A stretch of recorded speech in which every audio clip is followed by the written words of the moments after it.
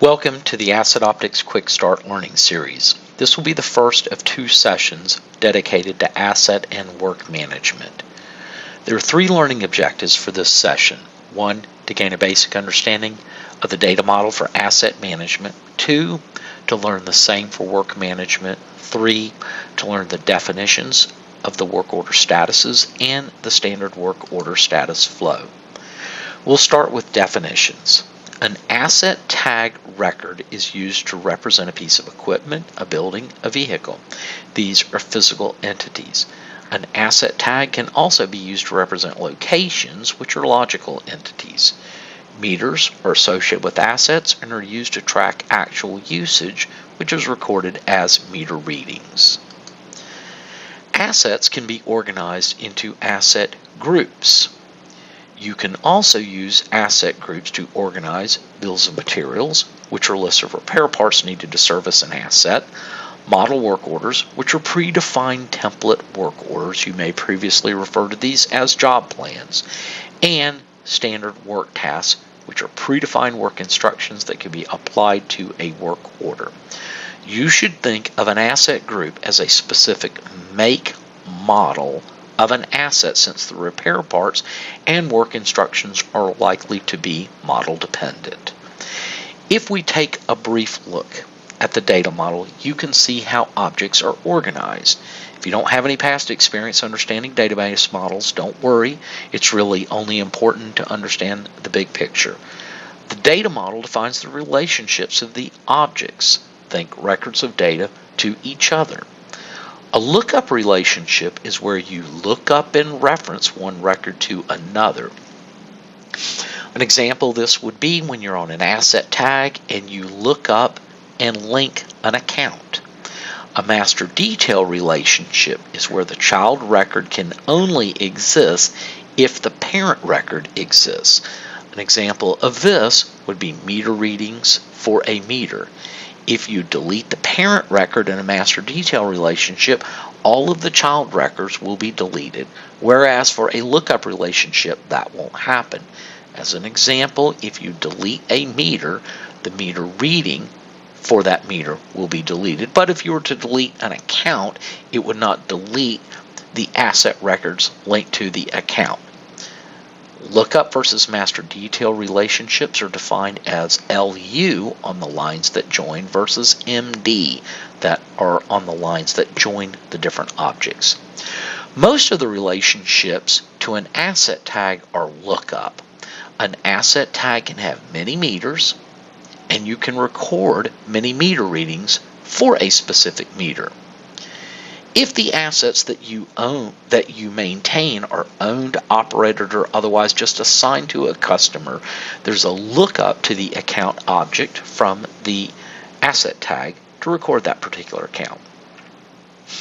Again, asset groups are used to organize bills of materials, model work orders, and standard work tasks. Let's take a look at these data elements in more detail. Asset tags. There's only one data element that you must specify on an asset, and that is the asset ID. There are many data elements that you can enter, and your organization's asset management goals and objectives should guide these requirements. There are probably a few data elements that you should enter, and those are the asset ID, description, manufacturer, model number, and the nameplate data. You'll most likely also want to build your asset hierarchy and upload images of the assets. You may optionally set up meters on assets. There are 2 types of meters that can be created. 1, a continuous meter, and 2, a counter. With a continuous meter, the next meter reading is always greater than the previous. So think of this as the odometer on a vehicle, or an hour meter recording how long something has been running. With a counter, you enter an amount for each reading, and the meter keeps up with the cumulative entries. So think of using a counter type meter when you want to track fuel consumption, or if you want to track something like units of production on a piece of equipment and you're recording units on a daily basis. In addition to tracking usage, meters can be used to schedule preventive maintenance, and you can use the meter from one asset to schedule preventive maintenance on another asset. Your typical use case might be to use the meter on one piece of equipment to schedule maintenance on all pieces of equipment that make up a production line. Bills of materials. Bills of materials are predefined lists of parts that can be used to service or repair equipment. One of the benefits of organizing bills of materials into asset groups is that the bills can be easily accessed with a single button click when on a work order for an asset tag in that asset group. Standard work tasks are predefined instructions that can be applied to a work task on a work order. You can specify the standard task ID, the description, the estimated hours, and the instructions.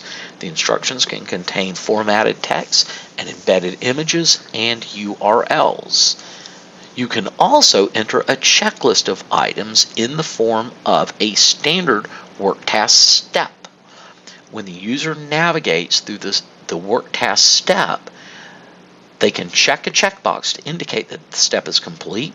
They can also enter comments. This is a good segue into work orders and work management. Let's first cover definitions. A work order is the top-level work document where costs are accumulated and the overall work status is tracked. Work orders can stand alone or be linked to assets or accounts. Work order parts are where you see the planned parts for the work order. Planned quantity versus issued quantity and planned cost versus actual part costs are accumulated here.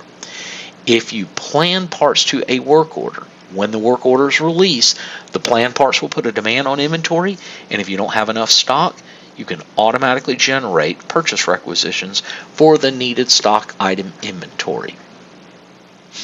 Work tasks define a specific piece of work to be performed by a specific craft. The planned hours for that specific piece of work are defined on the work task, and if the tasks are relatively long, you can enter a % complete as the work progresses, and as a result, the estimated hours to complete the task will be calculated. Task labor. Task labor is a child object of work tasks and is where you record the actual hours spent on a work order. To be clear, you log your time against the work task and not the work order. The time will be rolled up to the work order. What we've learned so far is that a work order is the top-level document where the total costs are accumulated and the overall job status is tracked.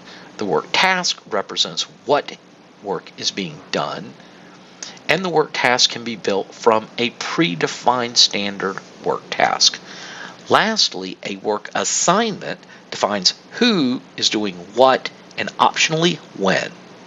In other words, a work assignment is where you record which user is performing which task. Many users can be assigned to a single work task, and obviously a user can have many work tasks assigned to them. The work assignment can optionally specify when they are performing the work task. If your work management process does not entail scheduling the time of day that someone is to work on a specific work task, then the schedule date and due date for their task can inherit the schedule date and due date from the work task or the work order in that priority. So again, to recap, the work order is the top-level document where costs are accumulated and the overall job status is tracked. The work task defines a specific set of instructions, and the work assignment defines who is performing what work task and optionally when they are doing it. So let's look at the work management data model. Again, the data model defines the relationships of the objects to each other. A lookup relationship is where you look up and reference one record to another. An example here would be when you look up an asset and link it to a work order. A master detail relationship is where the child record can only exist if the parent record exists. An example of that would be work tasks on a work order. Again, if you delete the parent record in a master detail relationship, all of the child records will be deleted, whereas for a lookup relationship, that won't happen. As an example, if you delete a work order, the work tasks for that work order will be deleted. However, the asset tag will not be deleted. So, with that in mind, let's go through the work management data model. At the top, you'll see the work order. Hanging off to the right, you'll see 3 objects in master detail relationship. 1, the work order part. This is where the planned parts for that work order are held. 2, the work order miscellaneous costs. This is where non-labor, non-part charges are recorded. And 3, the work task object. This is where the tasks for the specific work order are recorded. So when viewing a work order, you will see all 3 of these as related lists. Since these 3 objects are in master detail relationship, if you delete a work order, the planned parts, the miscellaneous costs, and the work tasks for that work order will be deleted. Below the work order, you will see the work assignment. The work assignment has a lookup relationship to the work order. The reason this is a lookup relationship and not master details beyond the scope of this initial introduction. If you will focus your attention to the work task at the bottom right, you will also see the work order standard task object to the left and the task labor and work task steps to the right. The work order standard task object is where the standard work task library is contained and is in lookup relationship to the work task. So you can optionally apply a standard work task to a work task. If you delete the work task, it will not delete the standard work task. Task labor is where the actual hours recorded against a work task are contained. Many users can record many task labor records against a single work task, and all of that time will be rolled up and summarized on the work task and eventually the work order. The work task steps are where the checklist type of instructions on a work task are recorded. So let's take a look at some screenshots for these various records. Here you will see the details of a work order. The work order number system generated, and there's a reference to the asset ID and an account. At the top right, you'll see things like status, priority, type. Further down, you'll see all the planned costs and actual costs. These are the costs being rolled up from the work order miscellaneous costs, work order parts, and work tasks. The work order part record represents the planned parts for a work order. In the upper left-hand corner, you'll see the planned quantity. In the upper right, you'll see the cumulative issued quantity for this part. The open quantity represents the difference between the planned quantity and the issued quantity.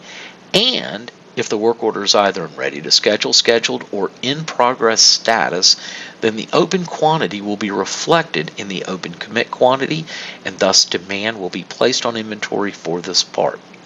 You can also see the storeroom from which the part was planned, and the primary bin location, and the on-hand quantity. On the related list, you'll see the inventory transactions for this work order part. Work order miscellaneous costs represent the non-labor and non-part charges to a work order. You have flexible configuration options in how to use work order miscellaneous charges. You can set it up so that users can directly enter miscellaneous costs. You can also set it up so that miscellaneous costs are automatically created from purchase order miscellaneous cost lines. Here is a work task. From top to bottom, you can see some of the key data elements. The work task ID is system generated. The description is user entered. The step defines the sequence in which the work tasks should be performed and is optional. There's a lookup to the standard work task if you want to predefine your work task library. As we go further down, you can see all the planning and scheduling information and the work order details. The task labor records are showing in the related list and again represent the hours of time logged to the work task. Work assignments. Work assignments define who is doing what and optionally when they are doing it. You can optionally configure the assignment status values for your own unique work processes. You can automatically accrue your time entry to a work assignment based on the assignment status. If you are currently accruing time entry, the current assignment checkbox will be checked. If you are going to schedule the time of day that someone is to perform work, it is recommended that you do that through the dispatch console. If you are not scheduling the time of day that someone is to perform the assignment, then you can simply create work assignment records, and the assignment due date and the assignment schedule date will get inherited from the work task or the work order in that priority. Work order statuses. The work order statuses are system defined and should not be changed.